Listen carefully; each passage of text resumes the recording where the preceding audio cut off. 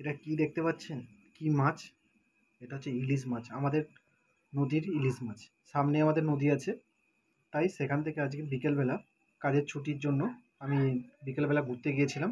দেখতে পাচ্ছি খুব জ্যান্ত ছিল এটা, এখানে আসতে এটা এরকম হয়ে গেছে, পুরো রূপোর মতো কালার, আর এই ছিপটা পুরো লাল লাল হয়ে আছে।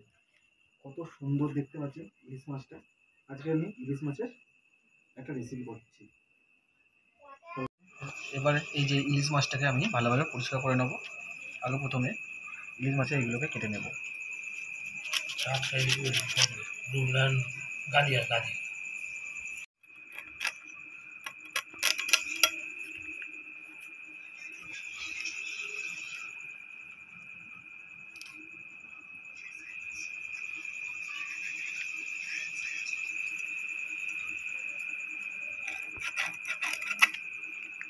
এরপরে যে ইলিশ মাছের যে আঁশটা আছে, আমি আঁশটা ভালোভাবে ছাড়িয়ে নেব।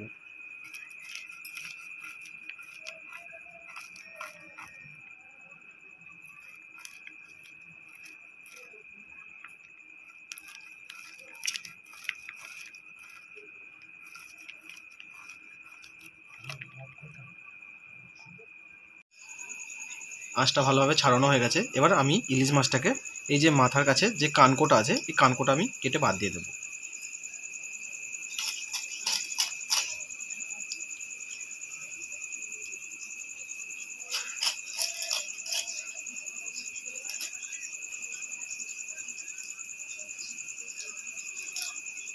এরপর আমি এই ইলিশ মাছটাকে ভালোভাবে রিং রিং পিস করে নেব। দেখতে পাচ্ছেন কেমনভাবে পিসগুলো করছি, এরকম বড় বড় সাইজের পিসগুলো করব। এরকম করে আমি প্রত্যেকটা মাছ কেটে নেব।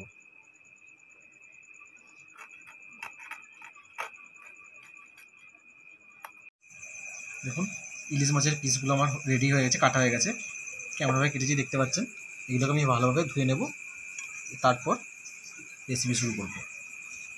তবে ইলিশ মাছগুলো আমি ভালোভাবে ধুয়ে নিয়ে চলে এসেছি। এরপর পরিমাণ মতো হলুদ আর তেল ভালোভাবে মাখিয়ে নেব। পরিমাণ মতো হলুদ গুঁড়ো দিয়েছি,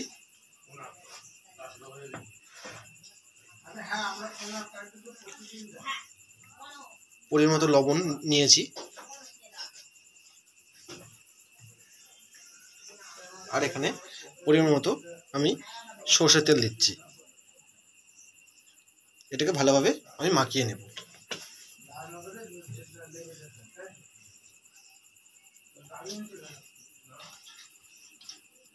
আগে থেকে আমি তেল গরম করতে দিয়ে দিয়েছি। এরপর যে ইলিশ মাছগুলো আমি এক এক করে ভেজে নেব।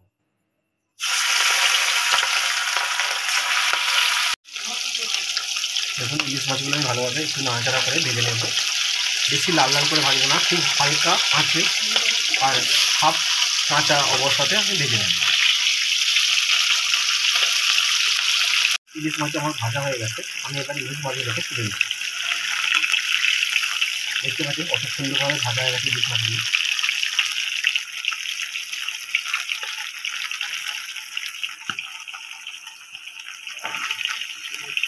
এবার ওই তেলের মধ্যে আরও যে ইলিশ মাছগুলো ছিল সেগুলোকে আমি এক এক করে ভেজে নেব।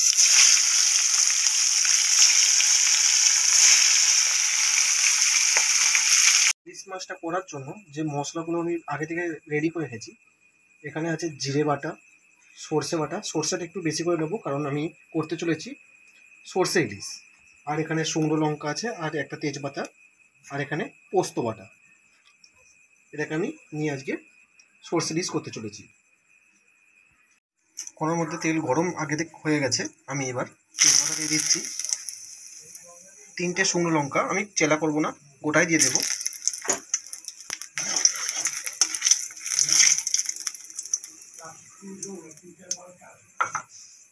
এখানে যে জিরেটা বাটা ছিল, আমি জিরেটা এতে দিয়ে দেবো।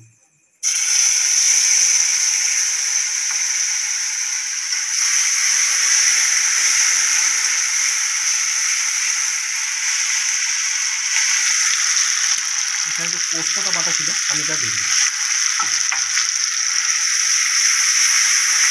মশলাটা একটু ভালোভাবে কষে নেব।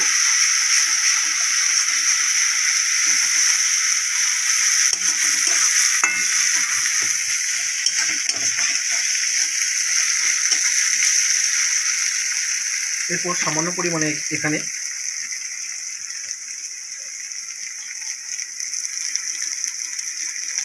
হলুদ গুঁড়ো দেবো,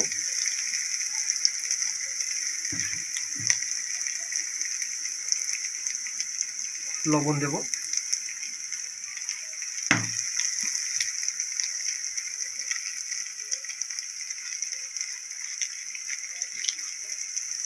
আর অল্প পরিমাণে শুকনো লঙ্কা গুঁড়ো দেবো।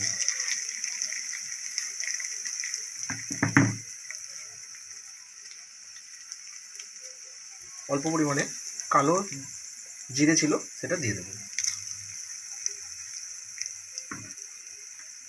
এটাকে ভালোভাবে আমি নাড়াচাড়া করে নেব এবং সামান্য পরিমাণে জল দিয়ে মশলাটাকে আমি কষাবো।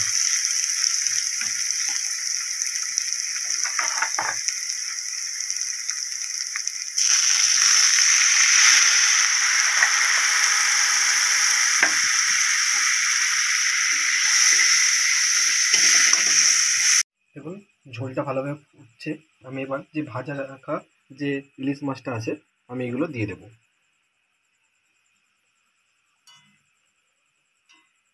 ইলিশ মাছ আমি দিয়ে দিয়েছিলাম, ভালোভাবে ফুটে গেছে। এরপর মেন যে সর্ষে ইলিশ বলেছিলাম, এই হচ্ছে সর্ষে বাটা, আমি এটা ভালোভাবে দিয়ে দেবো।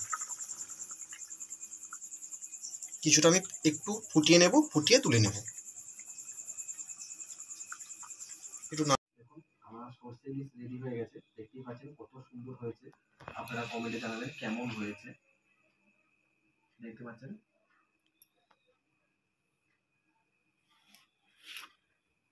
চলুন আজকের মতো টাটা, বাই বাই। আপনারা ভালো থাকুন, সুস্থ থাকুন, এটুকু কামনা করি।